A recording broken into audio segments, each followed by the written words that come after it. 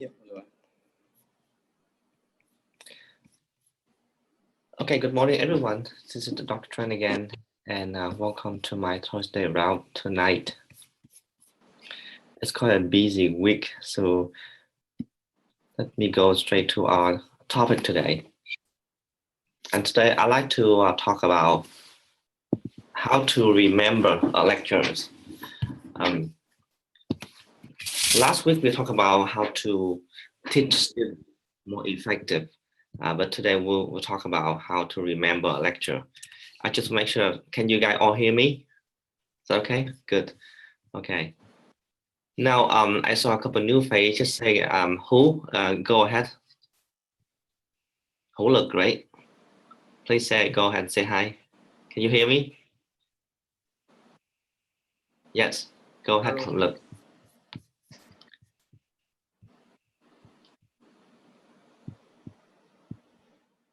Em nghe hơi Well, bé. because you use the iPhone, don't use this next time, okay? You should use a laptop computer. Don't come here with an iPhone. All right. So let me just go ahead and start with Ngọc Anh. Ngọc Anh, you okay? Good. All right.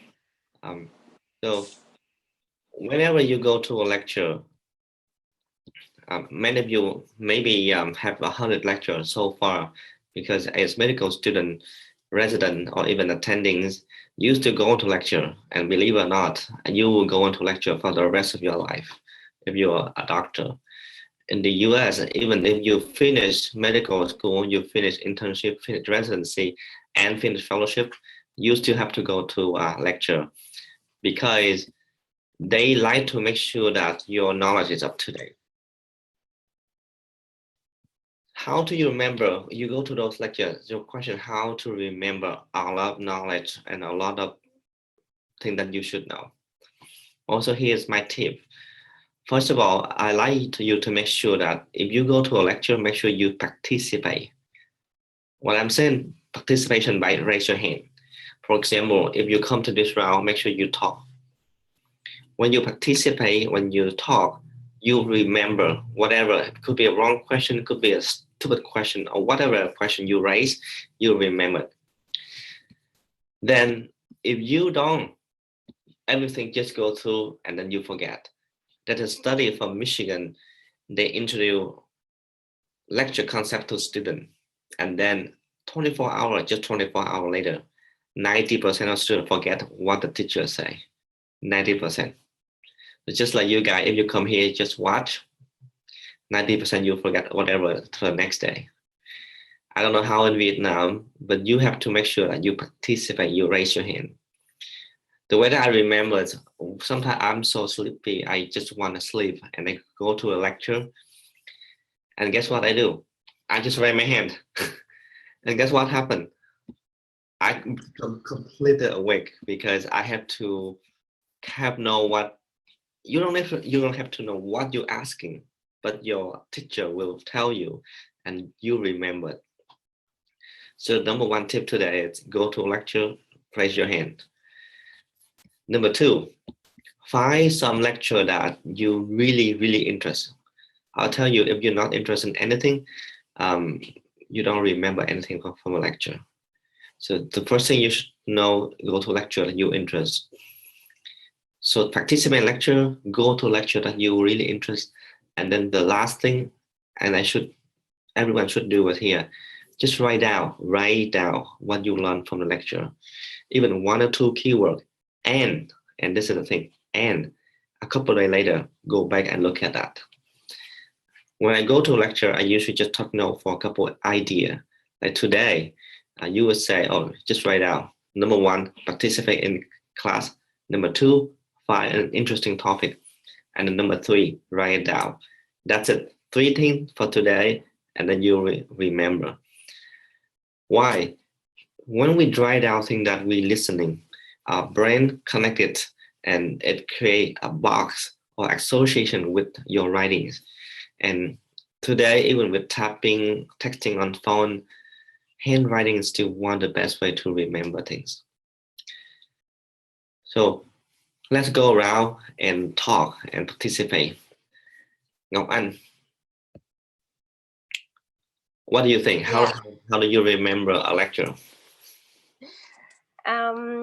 Yeah. So as a medical student, I have to like attend a lot of class, and in Vietnam we don't.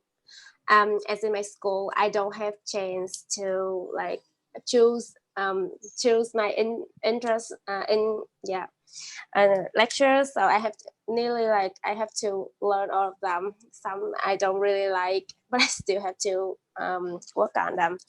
So if I went to an interesting lecture, like you said, I think that I will really focus on the, what teachers say, and I write down the notes, because in the textbook there are a lot of information.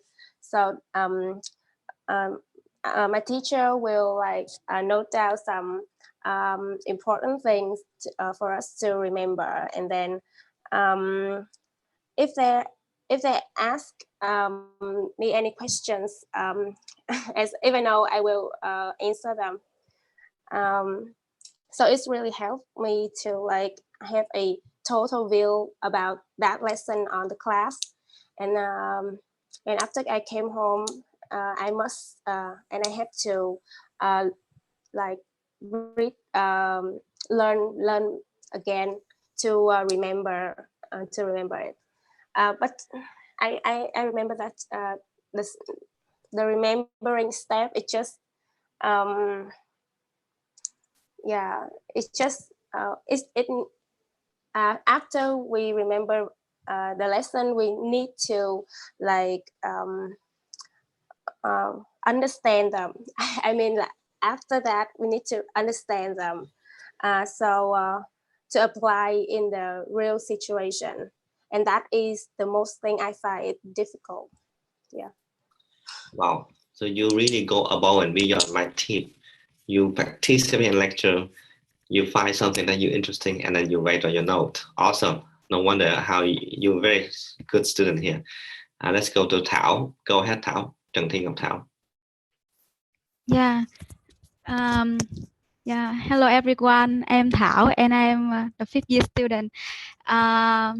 So, as Miss Ngọc Anh say, I also have to have to take part in a lot of lesson at the university.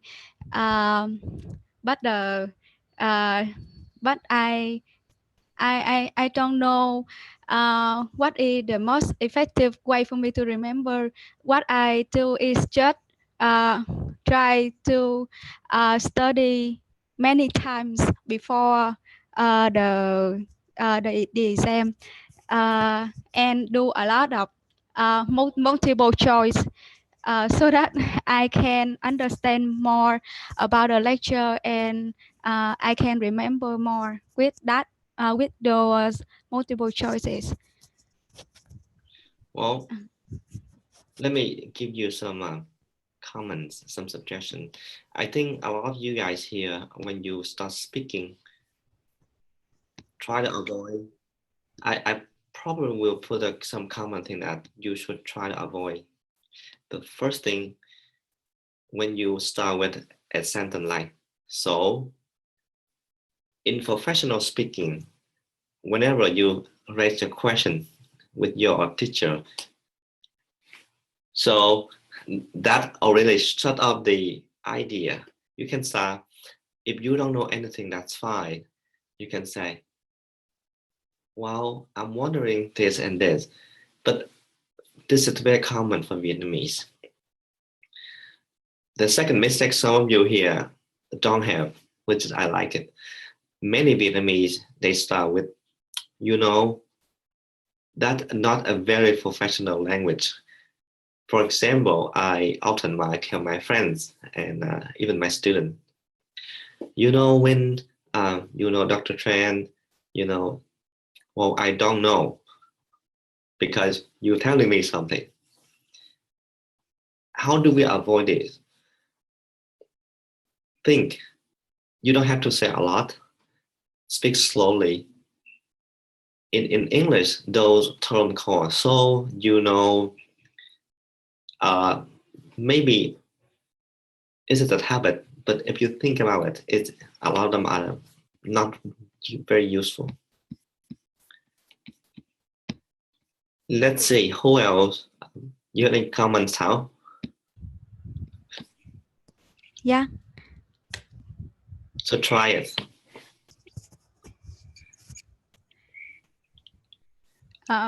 You asked me to say again. Yes.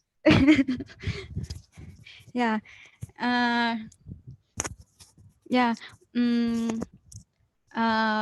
At my university, I have to take part in a lot of classes, and I don't have the right to choose what I interest, like Miss Ngọc Anh says, and the method for me to remember the lecture is that I have to read many times and try to do as many as possible the multiple questions so that I can understand more.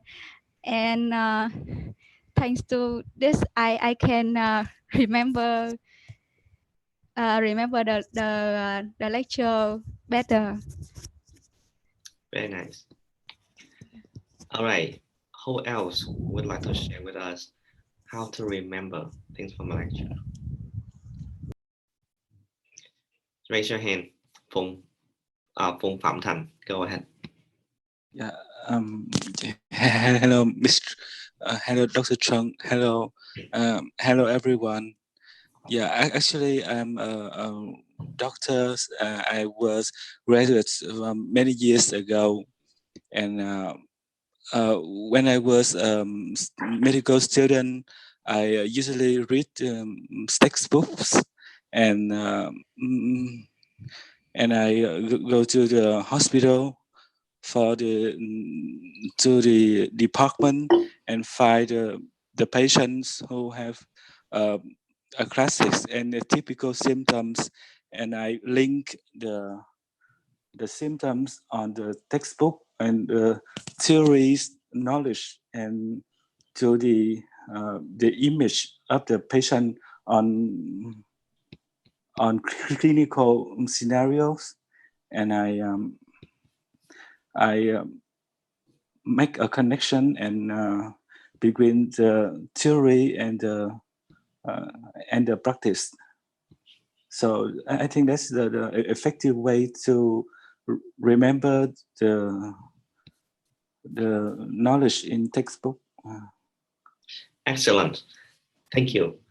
I like it. We remember a lot by associating that we learned to our normal life. I share with you another tip. Whenever you go to a lecture, like what's your name? Phùng Phạm Thành, right? Like Dr. Tran mentioned, you guys try to associate what you have learned with what in your life. I remember one of those lectures about DNA, a very boring subject, very basic science. We learn about messenger RNA, and in this pathway, there's a protein called RIPK1. It actually receptor interchain protein kinase number 1. But I named it as rest in peace, RIP. So I put rest in peace number 1, rest in peace number 2, and rest in peace number 3. Whenever I look at it, I say, oh my gosh, somebody died. That's how I remembered. You guys can find a lot of names, a lot of mnemonic, only you can tell. You can pick your ex-boyfriend names, ex-girlfriend name, whatever it works. Associate with the lecture. That will stick to your mind much longer than remember what the heck is RIP1, RIPK1. Now, whenever I say rest in P1, it means receptor interchain protein kinase number 1. Make sense? Who else? Ngọc, go ahead. Hello, Ngọc. All right. So today is better because we don't have many participants. So let's go back to Bí Anh, Ngọc Anh. Okay. How was yesterday lecture with you guys? Yes, actually yesterday is Annaman is the host and I'm just joining like a participant, but I think he did really well. We have a couple of planning before the class. Yeah, but so in my opinion, I think that his content is a little bit different from me. Yeah, In what way? but yeah, it's just so I have four. I think in my content it have 4 sections, but he just turned on it into 2, the review and the new one, because you know that dermatology is not really like easy for us to practice. And I find this so yeah, so I want to share to you my opinion about our previous class in yes, the last Sunday. I think that is really difficult for us to take the patient history without examining okay. Without examination their lesions. So and you ask us to diagnose it. And I think this is really difficult. And so all of us is like the specialist of psoriasis. Oh my gosh, I don't know. So I think it's really difficult for us to like, from Nam Anh to do that lesson. So I really like adore him about that. It's really difficult. I see.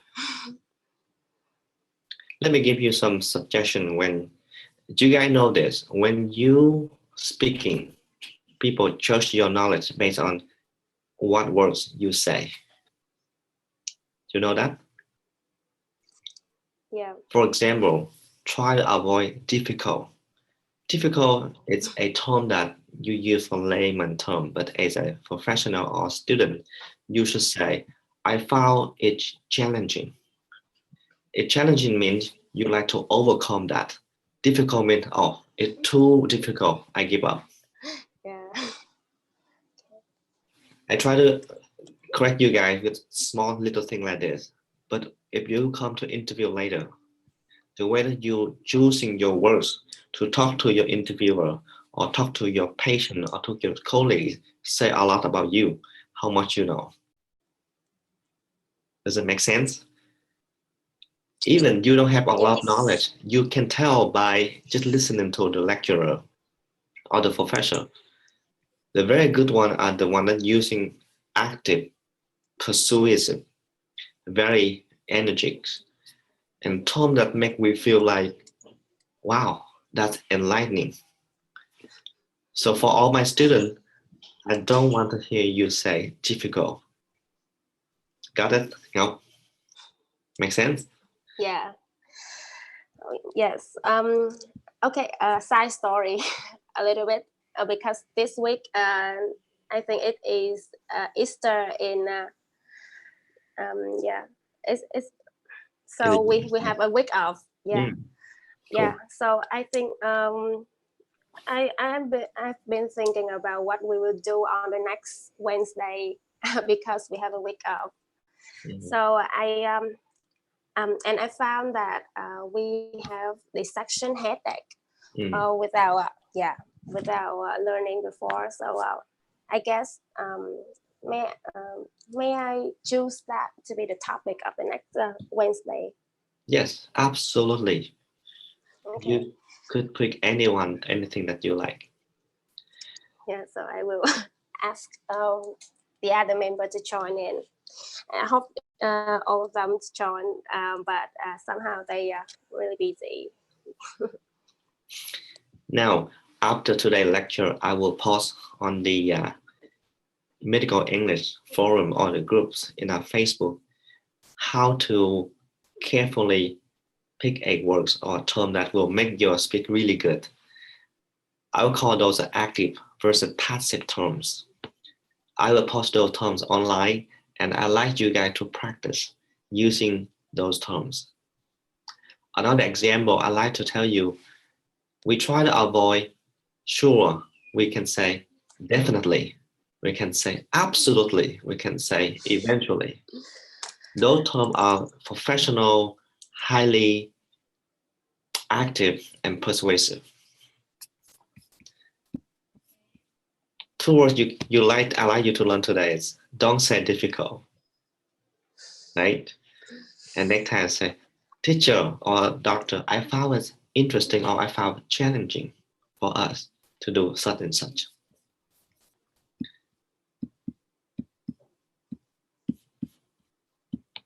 We talk about how to remember lecture. We talk about how to take notes, how to associate. And one bonus point, which many of you already did, how to remember lecture is to reteach. You teach what you learn to your colleagues. This is my intention for you guys on Wednesday night, because on Sunday, you learn from us. And then next couple of days, you basically just rehearsal what you learn on Sunday. And I hope that you'll find it useful, because the best way to learn is to teach. Did you ever wonder why many doctors, they remember so many things? Simply because they keep teaching it. If you teach, you remember. There was a study that's very interesting. So let me ask you this. How many percent you think that you should know before you can teach? Does anyone know or guess?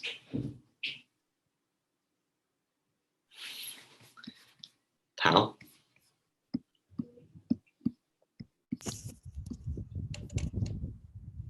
Yeah. I think that before becoming a teacher, um, the we have to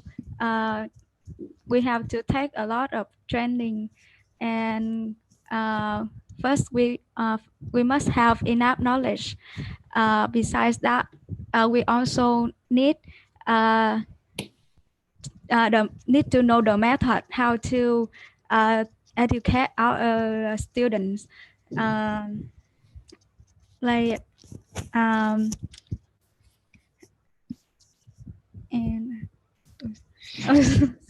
It's sorry. okay. Thảo, may I Yeah. have another suggestion for you? Don't Yeah. scratch your head. Yeah. Good. Thank you. When in this round, I will also teach you guys how to use your hand professionally. In medicine, don't ever scratch your head to your head. It creates some issue. But for me, I wonder if you have psoriasis on your scalp. Because psoriasis is very itching. I'm just kidding. Kim Ngân, welcome. Hi Ngân. Yeah. Hi, good morning, good evening. We'll talk about how to remember a lecture today. Yeah. Could you tell me how you, as a student, remember a lecture? I remember I saw a video by TED, and I remember we have 4 times to remember. The first time we know this knowledge. The second is after 24 hours, after 1 week, and the last is after 1 month. All right. I'm asking about your experience. How do you remember? I try to practice as more as I can. Did you try to associate with things that you like or you don't like? I will find the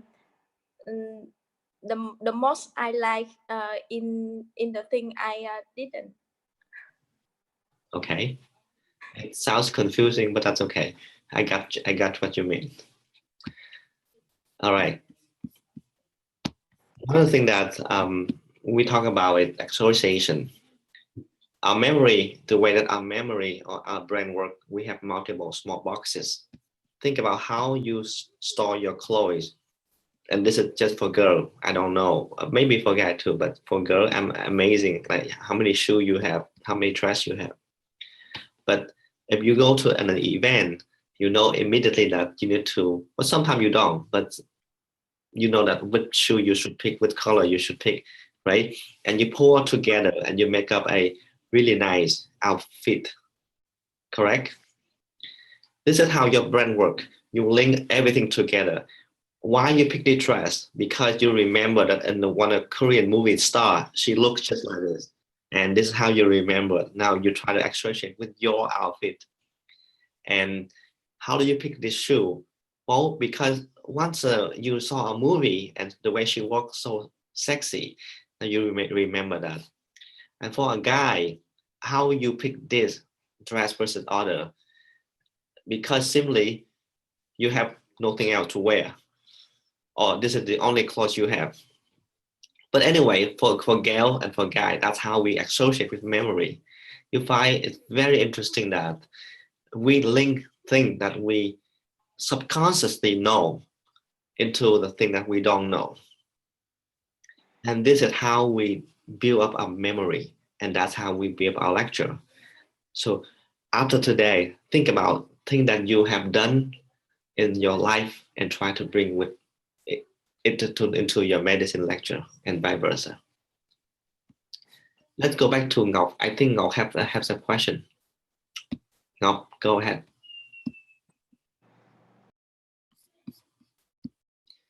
By the way, if you're coming to the Thursday round, I like you to make sure that you have a microphone, a webcam,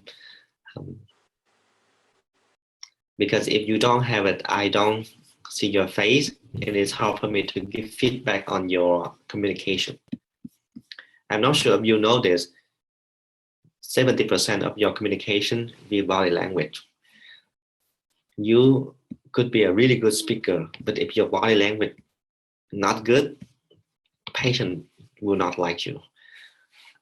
I'm not trying to say that you patient need to like you, but in order to get a good history, people need to trust you. Does it make sense? And how do they trust you? Your body language. Think about if you go to see a doctor and that guy just keep going and talking and don't even look at you, how would you trust that person? Well, a couple of points I like to, okay, Ngọc, go ahead. Hello, Dr. Green. Yes. Speak Hello. louder, Ngọc. Can you hear me? Yes, I can hear you. Can you hear me? Yes. Yes. I just want to say hello to everyone, and especially you. I'm very impressive about you. All right. So that's it. Yes. Okay. Sorry, I have a problem with the microphone and with the camera because I just use the phone. I don't have the computer, and maybe forgive me about that. Okay, now let me give you feedback. Whenever you say forgive me, I try to avoid those terms. Why people need to forgive you if you... So let me tell you guys this. Let's go back to Kim Ngân. Let's go back to you in a second now. Kim Ngân, what is the difference between sorry, apologize, and forgive?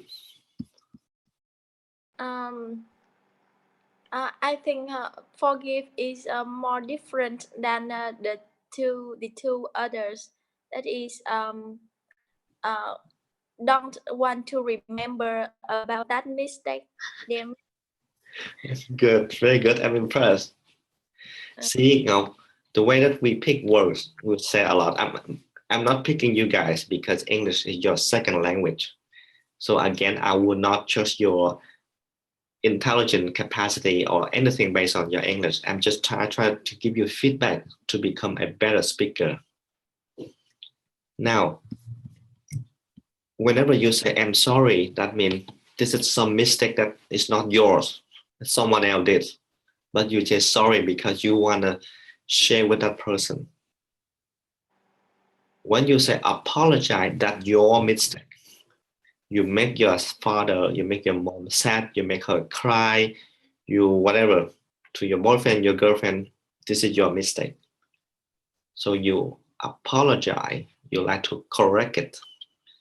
But sorry means someone else did something to your friend. Oh, I'm sorry about your boyfriend dumped you. Right? That's not your mistake, but someone else did it to your friends. Now, forgive. Forgive, it's like you mentioned there, but it's a term that I try to avoid too. Why? Because when you forgive, you say forgive, that means you promise to fix the mistake. Forgive my language, forgive my whatever. That means you are trying to promise that person that in the future I won't do it again. In professional language, like in this type of language, when we talk to your patient or you talk to your colleagues, I would try to avoid these terms. The best thing you can say, oh, I'm sorry that I would not. And I'm not picking on you now, I'm just say in general. Or you can say, oh, I'm sorry that my phone or my computer didn't work. Well, it's not your mistake. It is your mistake, but it's not that's your computer. Does it make sense? And when you say that, the way that you expressing your feeling, also telling me that, oh, this is unavoidable. It's hard to see this, and it's hard to avoid it. So it's okay. Does it make sense? Yes. All right. I think I will conclude very soon because I think I have my patient already. And by the way, you guys should know that I visit my clinic time. So I have the whole day clinic, but I usually spend a couple minutes or hours with you guys. So I hope you come back. Okay. And Ngân, welcome. Bian, Bingo, I'm just kidding. Okay. Bingo and Ngọc Thảo, good job. I like to see you guys more often. And Dr. Tran, welcome. We'll talk more next week. I hope you have a real computer. We will talk more.